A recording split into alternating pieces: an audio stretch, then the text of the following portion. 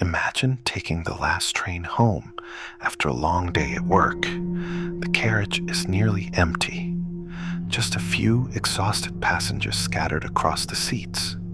You sit down, close your eyes, and wait for your stop. Then you notice him, a man in a brown jacket sitting across from you.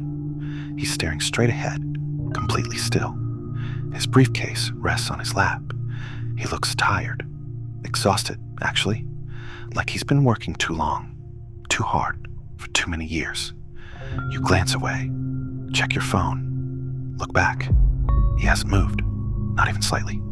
Same position, same expression, not blinking, not breathing. The train reaches your stop. You exit. You glance back through the window. He's still sitting there, still staring ahead. The train pulls away, heading to the next station, and the next, and the next.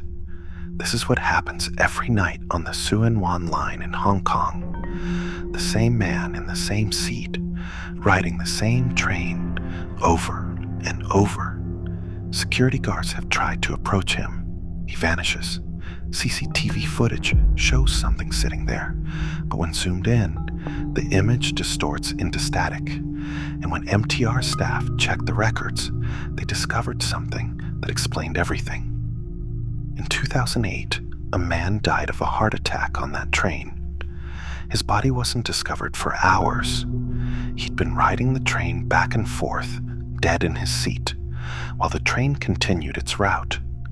His name was Mr. Lau. And 16 years later, he's still riding, still trying to get home, unable to exit, unable to rest, trapped in an endless journey through the tunnels beneath Hong Kong. This is his story. It was October 2008. Hong Kong was in the grip of the global financial crisis. Companies were cutting costs, laying off workers, demanding more from those who remained. Office workers were pulling 12, 14, 16-hour days, trying to prove they were valuable enough to keep. Mr. Lau was 52 years old. He worked in accounting for a mid-sized trading company in Central. He'd been with the company for 20 years. He had a wife and a daughter in university. He lived in Tsuen Wan in the New Territories. Every day, he took the MTR from Tsuen Wan to Central. Every night, he took it back. But during the financial crisis, the every night part got later and later. 9 p.m. became 10 p.m. 10 p.m. became 11 p.m. By October, Mr. Lau was regularly catching the last train home, arriving after midnight, sleeping a few hours, and starting again. His wife told him to slow down. His daughter told him to take care of his health. But Mr. Lau was from a generation that believed in sacrifice, in working hard, in never complaining. He'd survived the 1997 Asian financial crisis. He'd survived this one too. On October 23, 2008, Mr. Lau left his office at 11:45 p.m. He walked to Central Station and boarded the last Tsuen Wan line train, departing at 12:17 a.m. The carriage was nearly empty. Just a few other late-night workers, some service, industry employees, a couple of tourists who'd stayed out too late. Mr. Lau sat in his usual spot. Car 3, seat 7A, window seat. He could lean his head against the glass and close his eyes. He'd done this hundreds of times. The journey from Central to Tsuen Wan took about 30 minutes. He'd rest, get off at his stop, walk home, sleep for 5 hours, and do it all again. The train pulled out of Central Station. Mr. Lau closed his eyes. He was so tired. His chest felt tight.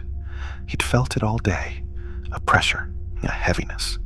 He told himself it was just stress, just exhaustion. He'd feel better after some sleep. The train stopped at Admiralty. A few passengers got off. No one got on. The train continued to Tsim Sha Tsui. More passengers exited. The carriage was almost empty now.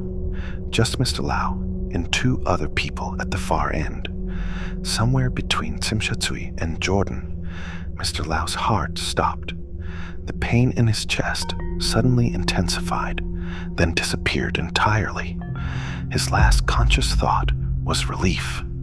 Finally, he could rest. Finally, the pressure was gone. He slumped against the window. The two other passengers in the carriage didn't notice. They were absorbed in their phones, in their own exhaustion. The train continued its route. Jordan, Yau Ma Te, Mongkok, Prince Edward, Sham Shui Po. At each stop, a few passengers got on, a few got off. No one sat near Mr. Lau. No one looked at him closely. He appeared to be sleeping. Just another exhausted worker heading home after a long day. The train reached Tsuen Wan, the end of the line. The last few passengers exited. The train sat empty at the platform for a few minutes, then began its journey back to the depot for overnight maintenance. It wasn't until the train reached the depot and maintenance staff began their inspection that someone finally noticed Mr. Lau. He was cold. He'd been dead for over 2 hours. He'd ridden the entire line, back and forth, deceased in his seat, while life continued around him. The MTR staff called the police. An investigation determined Mr. Lau had died of a heart attack, likely brought on by stress and overwork. There was no foul play. Just a man who'd worked too hard for too long, whose heart finally gave out on the train ride home. Mr. Lau's family was devastated. His wife blamed herself for not insisting he see a doctor. His daughter blamed herself for not calling him more often, not checking on him. But mostly, they were heartbroken by how he died. Alone, unnoticed, riding the train for hours before anyone realized he was gone. The funeral was held. The rituals were performed. Mr. Lau was laid to rest. His family grieved and eventually tried to move forward. They believed he was at peace.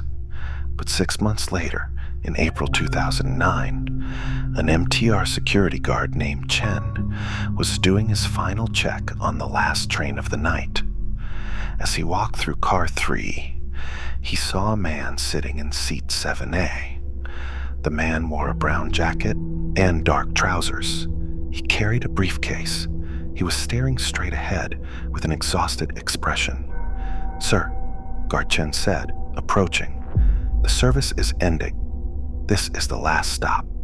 The man didn't respond, didn't move. Guard Chen got closer. "Sir, you need to exit the train." As Guard Chen reached out to touch the man's shoulder, the figure faded, like smoke dissipating. One moment he was there, the next, the seat was empty. Guard Chen stood there, his hand extended toward nothing. He looked around the empty carriage. He was alone. He'd been alone the entire time, but he'd seen him, clearly. A middle-aged man in a brown jacket, sitting in seat 7A, staring ahead with that exhausted expression. Guard Chen reported the incident to his supervisor. The supervisor listened, then said quietly, "You saw him. The man who died here last year. You're not the first." Over the following months and years, more sightings were reported. Different guards, different maintenance staff, even passengers who regularly took the last train, all describing the same man, same seat, same brown jacket, same briefcase, same exhausted stare. In 2012, Guard Wong saw him and tried to approach. The figure vanished. In 2015, a passenger named Sarah sat across from him for 3 stops, noticing he never moved, never blinked. In 2019, Guard Liu checked the CCTV footage after a sighting. The video showed something in seat 7A, but when he zoomed in, the image became distorted, pixelated, impossible to make out clearly. But the seat was occupied. The footage showed the seat compressed, as if someone was sitting there. Temperature sensors in car 3 registered 3-4 degrees colder than other cars during these incidents. The pattern was consistent. Last train of the night, car 3, seat 7A. A man in a brown jacket with a briefcase, staring straight ahead, never moving, never exiting, and when approached, fading into nothing. MTR staff began to understand what was happening.